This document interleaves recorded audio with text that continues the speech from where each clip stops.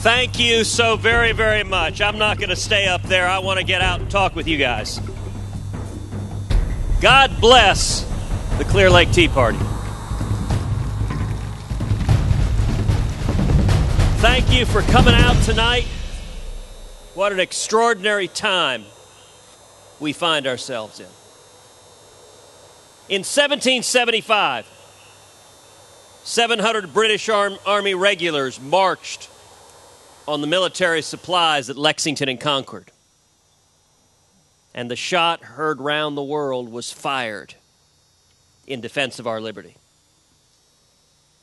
In 1835, the Texians in the city of Gonzales received an order from General Santa Anna: hand over your guns and hand over the cannon that guards the city. That's exactly right. The Texians responded with the immortal cry, "Come and take it!"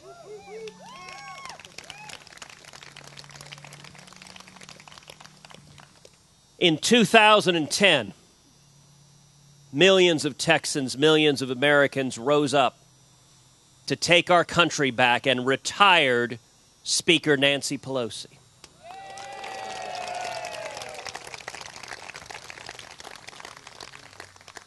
And in 2012, millions of Texans, millions of Americans are standing up, and we are going to retire Harry Reid.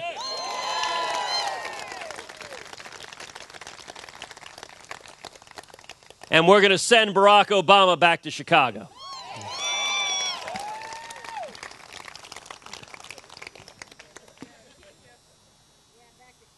These are extraordinary times we are in.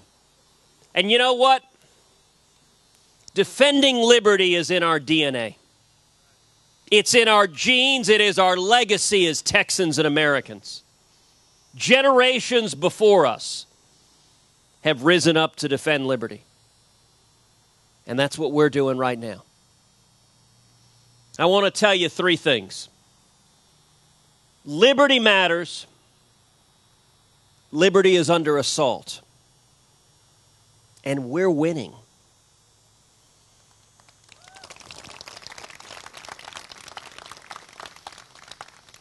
Liberty matters. Our nation has an extraordinary history and legacy that if you look at the annals of all time, the history of the world, the United States, is extraordinary and unique. For millennia, people had been told that our rights come from kings and monarchs, given by whim or by grace, and taken away every bit as readily. The framers of our Constitution gathered to draft a document to form a nation that was founded on principles far more fundamental. Our rights don't come from any king or monarch or president of the United States. Our rights come from God Almighty.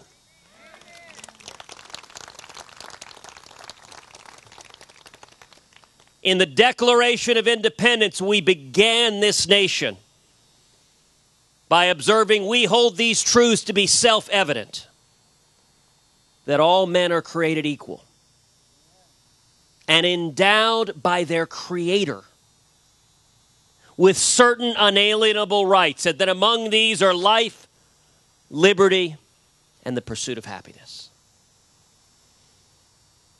We crafted a constitution that inverted the entire notion of sovereignty. It said sovereignty doesn't come from some king. It comes from the people.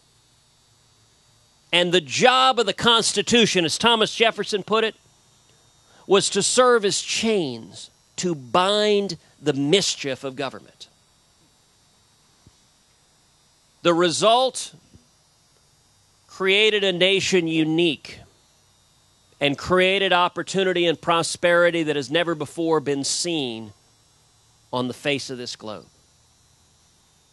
We are a nation where anyone can come with nothing and achieve anything. 55 years ago, my dad fled Cuba as a teenager. He was 18 He'd been imprisoned. He'd been tortured. He had been beaten almost to death. When he landed in Austin, he had nothing except for $100 sewn into his underwear. But he had a passion for freedom. He washed dishes, made 50 cents an hour, paid his way through the University of Texas. And he and my mother went and started a small business. Now, my dad has been my hero my entire life, but you know what I find most extraordinary about his story? How commonplace it is. Every one of us has a story just like that in our backgrounds. Whether it's us or our parents or our great-great-great-grandparents, we're a nation where our parents fled oppression and came here seeking freedom. That's the legacy of this great nation. That for every one of us, our future, every man and woman here, is determined not by the color of our skin, but by the content of our character. Liberty matters. It is the extraordinary legacy and blessing of being an American. But number two, liberty is under assault. Like never before, our rights are threatened today. You know, a couple of months ago, I had the great privilege of speaking down in Tampa at the Republican Convention. I talked about our out-of-control national debt, now larger than our gross domestic product. I talked about our two little girls, Caroline and Catherine. Well, afterwards, Heidi and I went back to the hotel room. It was about 1:30 in the morning. And I pulled out my iPhone and began looking at Twitter. And the comedian, Paula Poundstone, whom I don't know, but apparently she was watching the convention that night, she tweeted. She said, Ted Cruz just said, when his daughter was born, the national debt was $10 trillion. Now it's $16 trillion. What the heck did she do?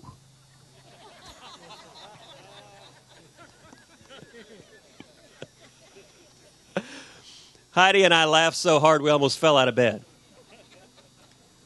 But you know, that really underscores the gravity of what it is we're facing. My daughter Caroline is 4 years old. In her short life, our national debt has grown nearly 60%. We are watching as this nation bankrupts itself. As we gallop down the road to where Greece and Italy and much of Europe find themselves. And the biggest difference between us and Greece is there ain't nobody big enough to bail us out. Liberty is under assault like never before. We've got things like Obamacare. I am looking forward to being here next year.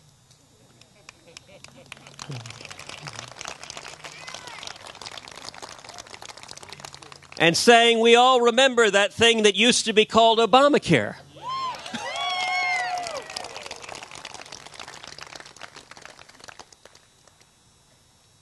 We've got out-of-control spending. We've got out-of-control regulation. We're seeing our liberties stripped away.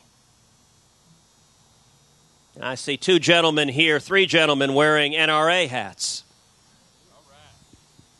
Thank you for defending our constitutional rights.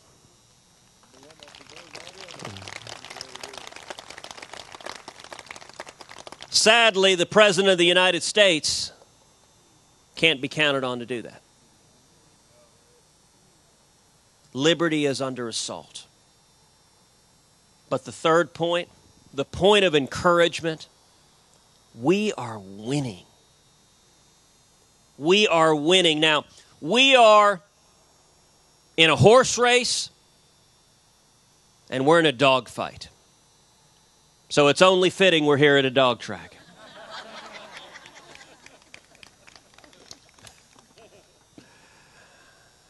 A couple of days ago, I was up at Conroe talking with the Conroe Tea Party, and they did the event on a football field.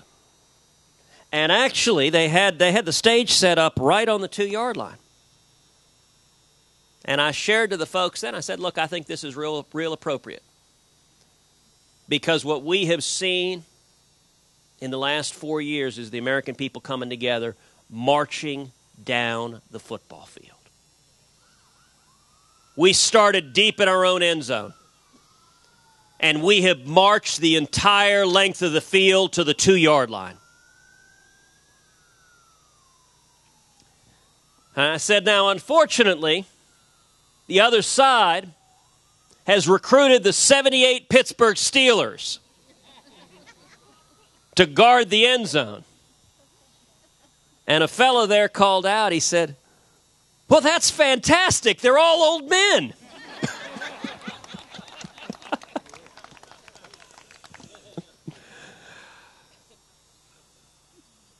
We are 14 days away from this election. Why are we winning? We're winning, number one, because we're right. And truth matters. It's not about one bumper sticker versus another. It's about truth. It's about liberty.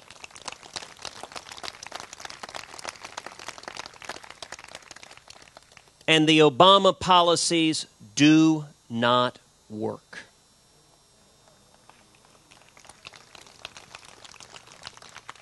You know, of all the economic data that swirl about, I'll tell you one simple number that may be the most troubling. In the last 4 years, 1.5. That's been what our economy has grown each year under President Obama. That is less than half, 1.5%, less than half the historical average. The last 70 years, our economy has averaged 3.3% growth. Now, how many of y'all saw the first debate between Obama and Romney? There's a technical term for that. That's called opening up a can of whoop ass.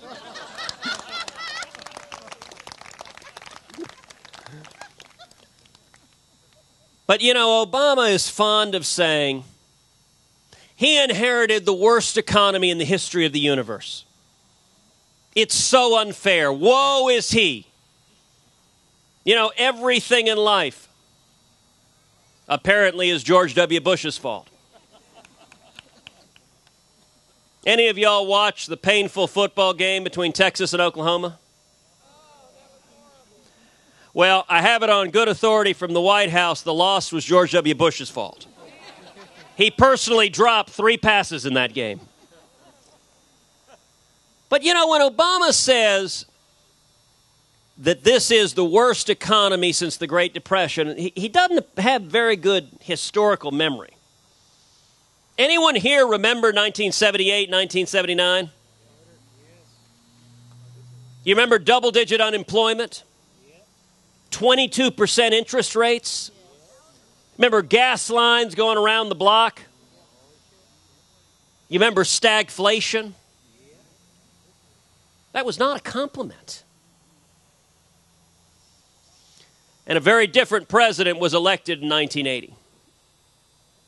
By the way, some of you read polls that explain how Obama can't be beat.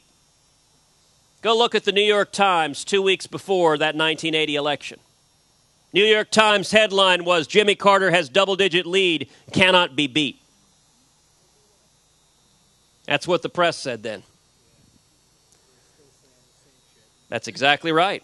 But you know what? Ronald Reagan came in and implemented very, very different policies from Barack Obama. Instead of jacking up taxes like Barack Obama, he cut taxes. Instead of exploding spending and exploding the debt, he restrained the growth of spending. And instead of unleashing the hounds of regulators to destroy small businesses, Ronald Reagan restrained regulation and unleashed entrepreneurs. The 4th year of Reagan's presidency was 1984. Anybody know what the GDP rate of growth was in 1984?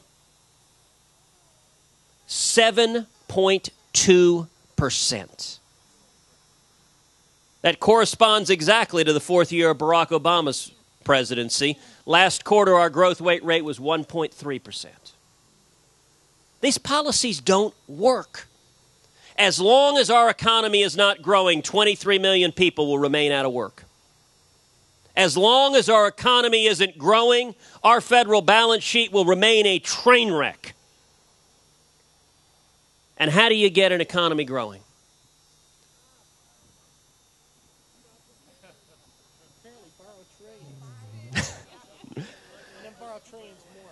You know,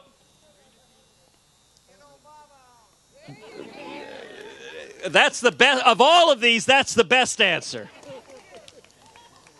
Government doesn't create jobs. Entrepreneurs create jobs. Small businesses create jobs.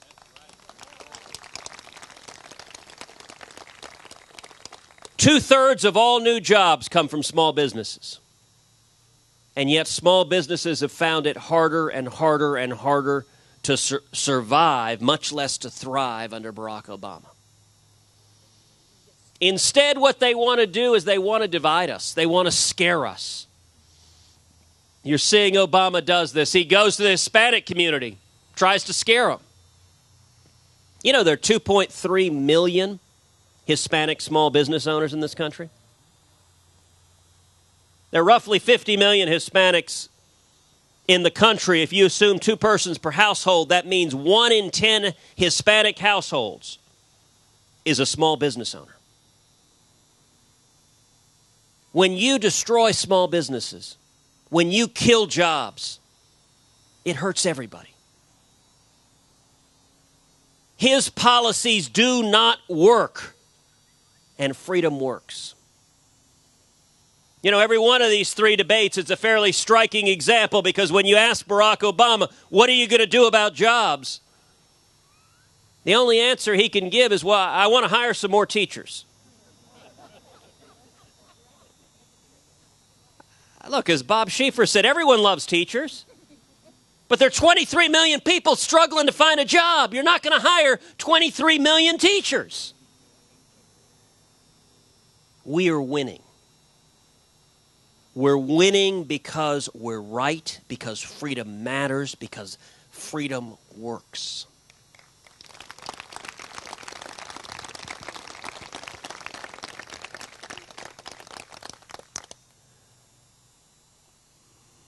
I want to close with 2 things. Number one, a number of y'all have gotten to know my dad. He's now a pastor north of Dallas. He's spoken all over the state. I cannot tell you how many Republican women in Texas have said, Ted, we like you fine. We love your dad. But I want to close with a challenge that my father has given all over the state of Texas, which is there are 14 days until Election Day. Not 15, not 16, there are 14 days. The challenge I want to give to each and every man and woman here today is that 14 days from now, you can look in the mirror and say to yourself, self, I did everything I humanly could. I poured every ounce of my passion, of my soul. I contributed financially to help win the presidential race, to help support your local U.S. Senate candidate who would love your help, to help support Senate candidates in battleground states all across the country to retire Harry Reid.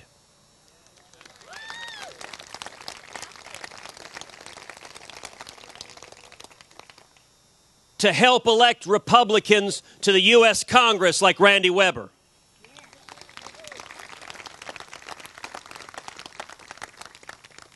To help elect strong conservatives to the state Senate, to the state House, to the local bench. Look in the mirror and say, I did everything I could. I got on the phone. I knocked on doors. I got on email. I called my friends. I got in the car and I drove to Ohio. I drove to Virginia. I drove to Florida. And I knocked on doors and looked at people and said, please stand up and save our country. The challenge I want to give to each of you is that 14 days from now, when you look in the mirror, you say, I could have done nothing more. Everything I have, I put into saving this country. Because that's what we're doing, just the same as those patriots at Lexington and Concord, just the same as the Texians and Gonzales. We're standing for liberty. That is this battle. The last thing I want to share with you are words that each of you know well. They're words that were penned not long after Come and Take It flew over Gonzales. A simple letter that read as follows: To the people of Texas and all Americans in the world, I am besieged by 1,000 or more. I have sustained a continual bombardment for 24 hours and have not lost a man. The enemy has demanded a surrender at discretion. I have answered the demand with a cannon shot. And our flag still waves proudly from the walls. I shall never surrender or retreat. Then I call upon you in the name of liberty, of patriotism, and of everything dear to the American character, to come to our aid. If this call is neglected, I am determined to sustain myself as long as possible and to die like a soldier who never forgets what is due to his own honor and that of his country. Victory or death. Signed, William Barrett Travis.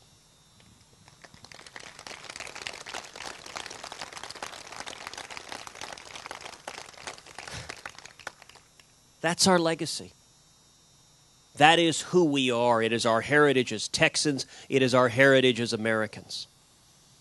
Psalms chapter 30, verse 5 says, weeping endures for a night, but joy cometh in the morning.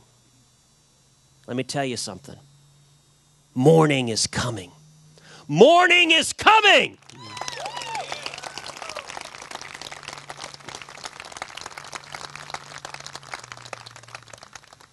Morning is coming due to the passion, the character, the integrity, the commitment of each and every one of you, and I'm honored to stand here with you tonight.